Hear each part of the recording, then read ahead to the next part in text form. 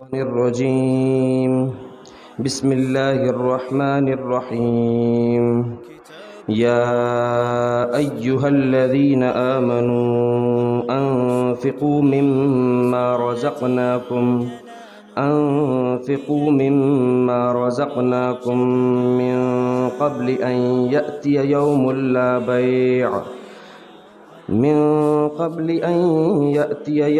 لا بيع فيه ولا خلة ولا شفاعة والكافرون هم الظالمون صدق اللہ العظیم۔ اے ایمان والو، تم خرچ کرو اس مال میں سے جو اللہ تعالیٰ نے بطور رزق تمہیں دیا ہے، اس دن کے آنے سے پہلے جس دن کسی قسم کی کوئی خرید و فروخت نہیں ہوگی، اور نہ ہی اس دن کوئی دوستی کام آئے گی، اور نہ ہی اس دن کوئی سفارش چلے گی۔ کافر ہی وہ لوگ جنہوں نے کفر اختیار کیے رکھا ہے، در حقیقت وہی لوگ ظالم ہیں۔ سورۃ البقرہ کی آیت نمبر 254 آپ کے سامنے تلاوت ہوئی۔ دعا فرمائی اللہ تعالیٰ آیت کا صحیح مفہوم عرض کرنے کی توفیق عطا فرمائے، آمین۔ سورہ بقرہ کا یہ دوسرا حصہ شروع ہوا۔ آپ کو یاد ہوگا اس سورت کے حصے میں اللہ تعالیٰ در حقیقت بنیادی طور پر ایک مسلمان کو اس بات کی طرف متوجہ کر رہے ہیں کہ وہ اپنی جان کو اور اپنے مال کو اللہ کے لیے کھپانے والا بن جائے، اللہ کے لیے لگانے والا بن جائے۔ یعنی اگر اللہ کی راہ میں جان دینے کی نوبت آتی ہے تو اس سے بھی دریغ نہ کرے، اگر مال خرچ کرنے کی نوبت آتی ہے تو اس سے بھی پیچھے نہ ہٹے۔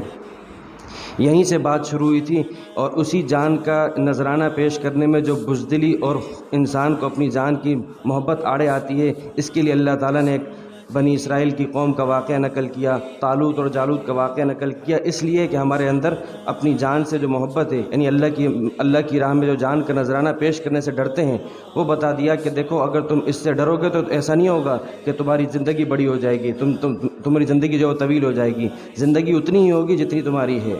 اور جو دوسری چیز ہے مال کی محبت، اس کے لیے بھی اللہ تعالیٰ نے ایک اعلان کیا تھا، ہے کوئی جو اللہ کو قرض دے،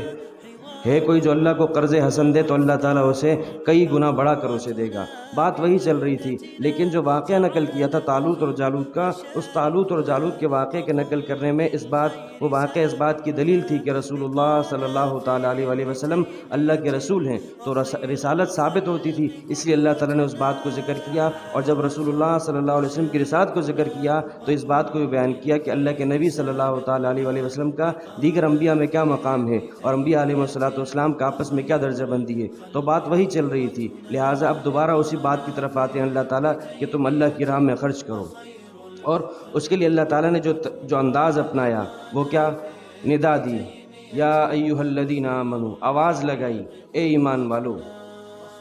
دیکھیے حضرات علماء نے لکھا ہے، عبداللہ ابن مسعود رضی اللہ تعالیٰ عنہ فرمایا کرتے ہیں، جب بھی تمہارے سامنے یہ آ جائے نا، قرآن کریم یہ کہے اے ایمان والو، تو فوراً سے اپنے پورے وجود کو اس آیت کی طرف متوجہ کر دو کہ اللہ تعالیٰ تمہیں کسی بات کے کرنے کا حکم دے رہے ہوں گے یا کسی کام سے بچنے کا حکم دے رہے ہوں گے، لہٰذا فوراً ہمتاً گوش ہو جاؤ اور اس بات کے سننے کے لیے تیار ہو جاؤ۔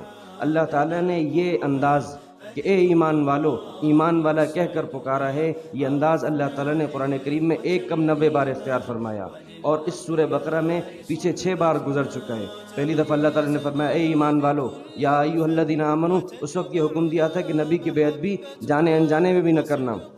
دوسری دفعہ فرمایا یا ایھا الذین آمنوا، اس وقت فرمایا کہ اللہ تعالیٰ نے فرمایا تھا ہم تمہیں ضرور آزمائشوں میں مبتلا کریں گے، طرح طرح سے آزمائیں گے، لیکن دیکھو تمہیں اس کا علاج بھی بتاتے ہیں، تم صبر اور نماز کے ذریعے سے اللہ سے مدد مانگنا۔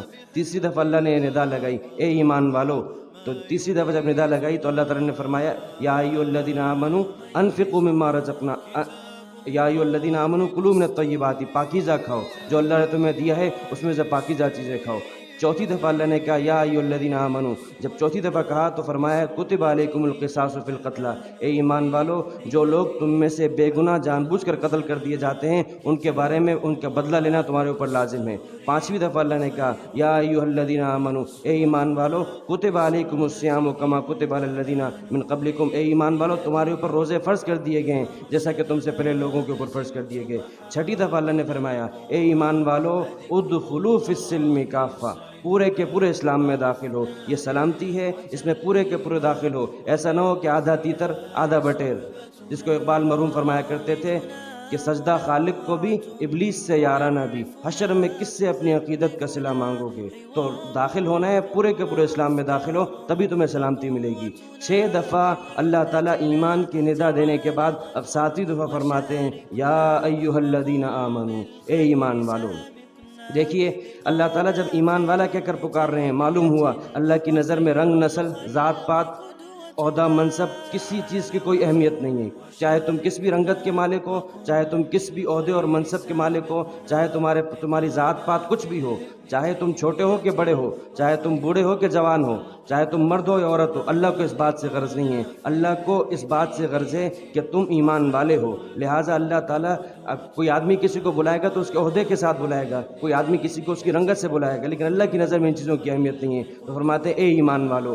تو اللہ تعالیٰ جب ایمان والا کہتے ہیں تو ہمیں فقہاء علماء نے لکھا ہے، مفسرین نے، کہ جب اللہ تعالیٰ یا ایھا الذین آمنو کہہ رہے ہوں گے تو معلوم ہوا آگے جو بات آ رہی ہوگی وہ تمہارے ایمان کا تقاضا ہوگی. اگر تم اس بات آگے آنے والی بات پر عمل نہیں کرو گے تو اس سے تمہارا ایمان ناقص ہوگا، ایمان کم ہوگا. اگر ایمان کو کامل کرنا چاہتے ہو تو اس بات کے اوپر عمل کر لو. تو جب ہم ایمان والا اللہ کہہ کر ہمیں پکار رہے ہیں تو ہمیں خوب ہوش و حواس سے سننا پڑے گا کہ آخر اللہ تعالیٰ ہم سے کیا چاہ رہے ہیں. تو اب دیکھیے اللہ فرماتے ہیں اے ایمان والو انفقو، خرچ کرو. معلوم ہوا کہ ایمان اور خرچ کرنا یہ دونوں ایک دوسرے کے ساتھ لازم و ملزوم چیزیں ہیں. حدیث میں آتا ہے آپ صلی اللہ تعالیٰ علیہ وسلم نے فرمایا کہ مومن اور بخیل ہو ہی نہیں سکتا، کہ یہ ایمان اور بخل یہ دو چیزیں مومن کے دل میں جمع نہیں ہو سکتی. آپ نے فرمایا دوسری چیز، ایمان اور مومن کے دل میں ایمان اور جھوٹ جمع نہیں ہو سکتا. مومن ہو اور جھوٹ بولتا ہو، ایسا کبھی بھی نہیں ہو سکتا. آپ نے فرمایا مومن ہو اور بزدل ہو، ایسا کبھی نہیں ہو سکتا. مومن کے اندر یہ 3 اوصاف نہیں جمع ہو سکتے، نہ اس کے اندر جھوٹ، نہ اس کے اندر بخل، اور نہ ہی اس کے اندر نہ ہی وہ ایسا ہو سکتا ہے کہ کیا نام ہے نہ جھوٹ بول سکتا ہے، نہ بخل کر سکتا ہے، اور نہ ہی وہ بخیل ہو سکتا ہے.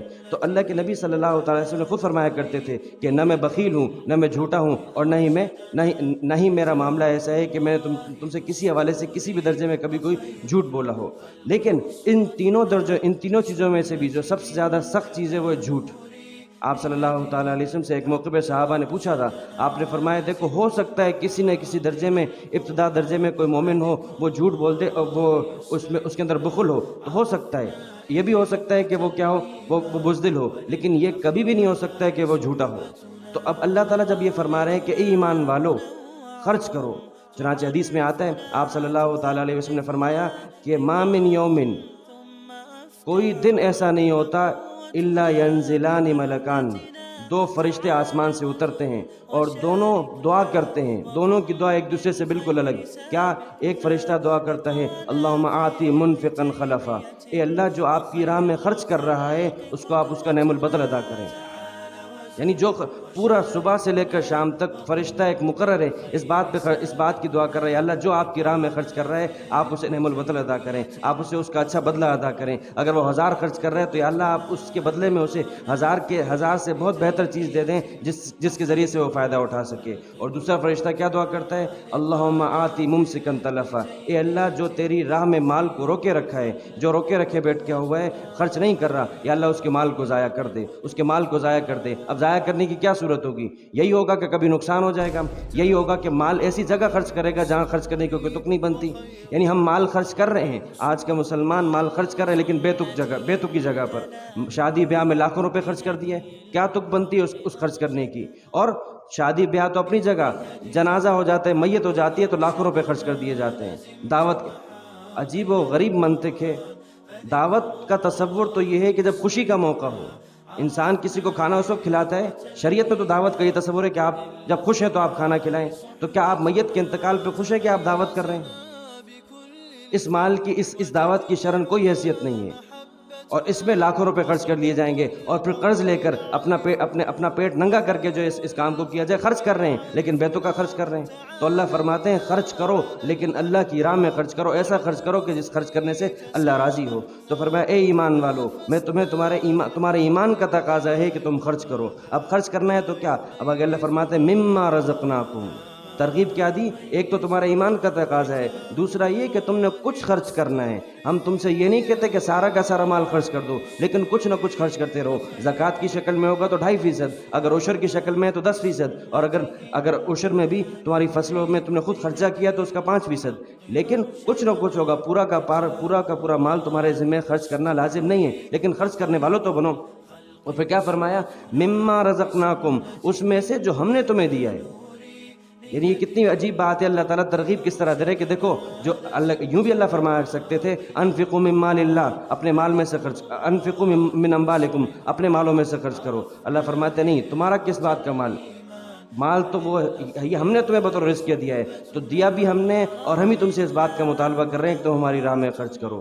دیکھیں یہ مال مکمل کا مکمل اللہ کے، انسان محنت کرتا ہے، لیکن انسان کی محنت کے اوپر اگر مال کے ملنے کا معیار ہوتا تو پھر تو ایک مزدور بہت زیادہ محنت کرتا ہے، اور لیکن ایک آدمی اتنی زیادہ محنت نہیں کرتا، لیکن اس سے زیادہ اچھا خاصا کما لیتا ہے۔ تو اللہ فرماتے ہیں میں تمہیں خرچ کر، تم یہ سمجھتے ہو کہ میں اپنی علم کی بنیاد پر، اپنے تجربے کی بنیاد پر مال کو خرچ کرتا ہوں۔ اللہ تعالیٰ نے قارون کا واقعہ قرآن کریم میں نقل فرمایا ہے، تو اللہ تعالیٰ فرماتے ہیں ہاں قارون کو اللہ نے کتنا مال دیا تھا؟ اللہ فرماتے ہیں قارون کو ہم نے اتنا مال دیا تھا، وَآتَيْنَاهُ، ہم نے اسے دیا تھا، مِنَ الْكُنُوزِ، اتنے خزانے دیے تھے، مَا إِنَّ مَفَاتِحَهُ، کہ ان خزانوں کی چابیاں ایک بہت بھاری برکم جماعت اٹھایا کرتی تھی۔ تو جس خزانے کی چابی اٹھانے کے لیے مفسرین نے اسرائیلی روایت میں لکھا ہے 70 سے 60 اونٹوں پر اس کے خزانوں کی چابیاں ہوا کرتی تھیں، تو اس کا خزانہ کتنا ہوگا؟ تو اللہ فرماتے ہم نے اسے دیا تھا۔ پھر فرمایا اذ قال له قومه، جب اس کی قوم اس سے کہتی لا تفرح، اترایا مت کرو، تمہارے پاس مال آ گیا ہے تو تم اتراؤ نہیں، اس مال کو اللہ کی راہ میں خرچ کرو، اس مال سے تم آخرت کماؤ۔ تو وہ کیا کہتا؟ تو فرمایا لا تفرح ان اللہ لا يحب الفرحین، اللہ تعالیٰ اترانے والوں کو پسند نہیں کرتے۔ تو ساتھ ساتھ اس کو یہ نصیحت کرتے وابتغ فیما آتاک اللہ الدار الاخرہ، دیکھو جو کچھ اللہ نے تمہیں عطا کیا ہے تم اس سے آخرت کماؤ، ولا تنس نصیبک من الدنیا، اور کوئی بات نہیں اپنے دنیا کا حصہ بھی مت بھولو، اگر کچھ کھانا ہے، کچھ پہننا ہے، کچھ رہائش کا انتظام کرنا ہے تو اس میں کچھ خرچ کرو، لیکن اس میں اتراؤ مت۔ اور ساتھ میں وَأَحْسِن كَمَا أَحْسَنَ اللَّهُ إِلَيْكَ، دیکھو لوگ تم اس طریقے سے اچھائی کرو جس طرح اللہ نے تمہارے ساتھ اچھائی کی ہے، اللہ نے تمہیں مال دی ہے، تمہارے ساتھ بھلائی کی ہے، تو تم بھی لوگوں کے ساتھ بھلائی کرو، اس مال کو خرچ کرو۔ وَلَا تَبْغِ الْفَسَادَ فِي الْأَرْضِ، اپنے مال کے ذریعے سے لوگوں کے اوپر ظلم و زیادتی مت کرو، زمین میں فساد مت مچاؤ، ان اللہ لا يحب المفسدین، اللہ تعالیٰ فساد مچانے والوں کو پسند نہیں کرتے۔ اب وہ کیا کہتا؟ وہی بات قال انما اوتیتہ علی علم من عندی، ارے مجھے تو جو کچھ مال ملا یہ میرا اپنا تجربے کی بنیاد پر ملا ہے، میرے اپنے علم کی بنیاد پر ملا ہے۔ تو اللہ کیا فرماتے ہیں اولم یعلم، کیا یہ نہیں جانتا ان اللہ قد اہلک من قبلہ من القرون، اللہ اس سے پہلے کئی بستیوں کو ہلاک کر چکے ہیں، من ہوا اشد منہ، جو اس سے زیادہ طاقتور تھیں، وہ اکثر جمع، ان کے پاس بھی بڑے ان کے پاس جو ہے وہ مال و دولت کے جمع غفیر تھے، افراد کے جمع غفیر تھے، لیکن اللہ تعالیٰ سب کو ہلاک کر چکے۔ اور ولا یسأل عن ذنوبہم المجرمون، جب اللہ تعالیٰ کسی کو ہلاک کرتے ہیں تو اللہ کی بارگاہ میں مجرم سے سوال بھی نہیں ہوتا کہ تمہیں کس بات پر سزا مل رہی ہے، اللہ سزا دینے پر آتے ہیں تو سزا دیتے ہیں، سوال بھی نہیں ہوتا۔ اب آگے اللہ تعالیٰ میں بیان فرما رہے ہیں ایک دن قارون فخرج علی قومہ، ایک دن قارون اپنے گھر سے نکلا اور بڑی آن بان ٹھان کے ساتھ، یعنی اس زمانے میں اگر اس زمانے میں کیا صورت ہوگی، آج کے زمانے میں یوں سمجھ لیں کہ وہ ایک بہترین قسم کی گاڑی میں آیا ہے، اس نے سونے کی چین پہنی ہوئی ہے، سونے کی انگوٹھی پہنی ہوئی ہے۔ تو قرآن کریم کہتا ہے جب قارون اپنے گھر سے باہر نکلا پوری آن بان ٹھان کے ساتھ نکلا، تو جو لوگ دنیا پرست ہوتے ہیں نا، جن کی رال کسی دنیا دار کو دیکھتے ہوئے رال ٹپک پڑتی ہے، تو اللہ فرماتے ہیں کیا کہا قال الذین یریدون الحیات الدنیا، وہ لوگ جو دنیاوی زندگی کے طلبگار ہوتے ہیں وہ قارون کو دیکھ کر کہنے لگے یا لیت لنا مثل ما اوتی قارون، کاش کہ جو قارون کو ملا ہے اس کے جیسا ہمیں بھی مل جائے، ہم بھی کسی دنیا دار آدمی کو اس طرح کسی گاڑی سے اترتا ہوا کسی خاص آن بان ٹھان میں دیکھیں گے تو ہمارے دل میں بھی ایسا اس دنیا دار ہونے کی بنیاد پر ایک وسوسہ آتا ہے، کاش اس کے پاس جو کروڑوں روپے ہیں اس کی چوتھائی ہمیں مل جائے۔ اللہ کیا فرماتے ہیں اور لوگ کیا کہتے ہیں اس کے بارے میں انہ لذو حظ عظیم، بڑے نصیب والا ہے، نصیب تو اس کے جاگے ہوئے ہیں۔ اللہ کیا فرماتے ہیں؟ وقال، جبکہ اس کے مقابلے میں علم والے لوگ وہ فرماتے ہیں ویلکم، افسوس ہے تم پر، ثواب اللہ خیر لمن آمن وعمل صالحا، ارے اللہ کا جو ثواب اللہ نے رکھا ہے نا ایمان اور اعمال صالحہ کرنے والے کے لیے، وہ کئی گنا بہتر ہے اس قارون کے مال کے مقابلے میں۔ لیکن پھر کیا ہوا؟ فَخَسَفْنَا بِهِ وَبِدَارِهِ الْأَرْضِ، اللہ فرماتے ہیں ہم نے قارون کو اس کے گھر اور مال کے ساتھ پورا کا پورا زمین میں دھسا دیا۔ اب فما کان لہ من فئۃ ینصرونہ، کسی قسم کا کوئی جتھا نہ آیا اس کو بچانے کے لیے اللہ کے مقابلے میں، وما کان من المنتصرین، اور خود اس کے اندر اتنی صلاحیت کہاں تھی کہ وہ اللہ کے عذاب سے بچ سکتا۔ اب وَأَصْبَحَ الَّذِينَ تَمَنَّوْا مَكَانَهُ بِالْأَمْسِ يَقُولُونَ وَيْكَأَنَّا، اب جو لوگ کل تمنا کر رہے تھے کہ ہم قارون کی جگہ پر ہوتے، اللہ فرماتے ہیں ان کے الفاظ کیا تھے؟ وہ کیا کہنے لگے؟ وہ یہ کہنے لگے وَيْكَأَنَّا، ہائے او ہو، اللہ تعالیٰ جسے چاہتا ہے رزق تنگ کر دیتا ہے اور جس کے لیے چاہتا ہے رزق کو کشادہ کر دیتا ہے۔ کاش لولا ان من اللہ علینا، اگر اللہ کا ہم پر احسان نہ ہوتا تو ہم بھی دھسا دیے جاتے۔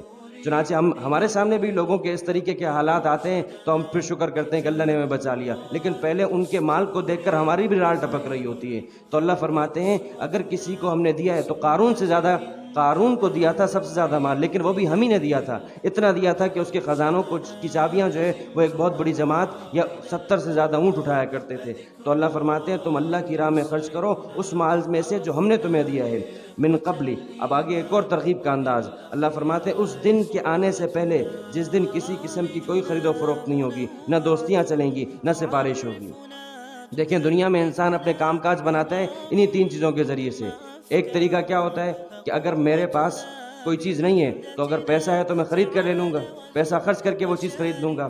دوسری صورت کیا ہوتی ہے کہ اگر میرے پاس کوئی چیز نہیں ہے تو جس سے اگر مجھے چاہیے تو جس سے چاہیے اگر وہ میرا دوست ہے، اگر اس سے میری یاری ہے تو وہ دوستی یاری کی بنیاد پر وہ چیز مجھے مل جاتی ہے۔ اور تیسرا یہ ہوتا ہے کہ میں کہیں سے کوئی تگڑی سفارش لے آتا ہوں، اس سفارش کی بنیاد پر وہ چیز مجھے مل جاتی ہے۔ اللہ فرماتے ہیں اس دن کے آنے سے پہلے تم اللہ کی راہ میں مال خرچ کر لو جس دن یہ تینوں چیزیں کام نہیں آئیں گی، لا بیع، نہ تو خرید و فروخت ہوگی کہ تم یہ کہو کہ میں مال خرچ کر کے کچھ نیکیاں کما لوں گا۔ اللہ فرماتے ہیں حدیث میں آتا ہے قیامت کے دن ایک انسان محشر میں جمع ہوگا تو برہنہ ہوگا، اس کے پاؤں میں چپل بھی نہیں ہوں گے، اور حدیث میں آتا ہے اور اس حال میں ہوگا کہ اس کی ختنہ بھی نہیں کی ہوئی ہوگی، یعنی جس طرح دنیا میں پہلے دن پیدا ہوا تھا اسی انداز میں وہ قیامت کے دن اٹھایا جائے گا، تو اس کے پاس کچھ ہے ہی نہیں کہ تو کیا خریدے گا۔ اور رہی بات دوستی، تو اس دن کسی قسم کی کوئی دوستی نہیں چلے گی، دوستی تو اپنی جگہ، رشتہ داری نہیں چلے گی۔ یوم یفر المرء من اخیہ، بھائی سے بھاگے گا، بھائی ماں سے، ایک شخص اپنی ماں سے، اپنے والد سے بھاگے گا، کہیں ایسا نہ ہو کہ یہ مجھ سے میری نیکیاں مانگ لے۔ تو اللہ فرماتے ہیں اور پھر کیا، سفارش بھی نہیں چلے گی۔ ہاں حدیث قرآن کریم میں اور حدیث میں آتا ہے کہ جس شخص کی سفارش کو اللہ قبول کرنا چاہیں تو اس کی سفارش جو ہے وہ قیامت کے دن قبول ہوگی۔ اب اس کے بعد اللہ تعالیٰ یہ ترغیب دینے کے بعد کیا فرماتے ہیں؟ وَالْكَافِرُونَ هُمُ الظَّالِمُونَ، دیکھو ظالم اصل میں کافر ہوتا ہے، جس نے کفر اختیار کیے رکھا ہے، اصل میں سب سے بڑا ظالم تو وہ ہے۔ لیکن تمہارے ایمان کا تقاضا ہے تم خرچ کرو، تم مال کو روک کر، مال کے حقوق ادا نہ کر کے کیوں کفر اختیار کر رہے ہو؟ تم کیوں ظالم بن رہے ہو؟ ظالم تو کافر ہے، تمہارے ایمان کا تقاضا تو یہ تم مال کے حقوق ادا کرو، تو ایسا کیوں نہیں کر رہے؟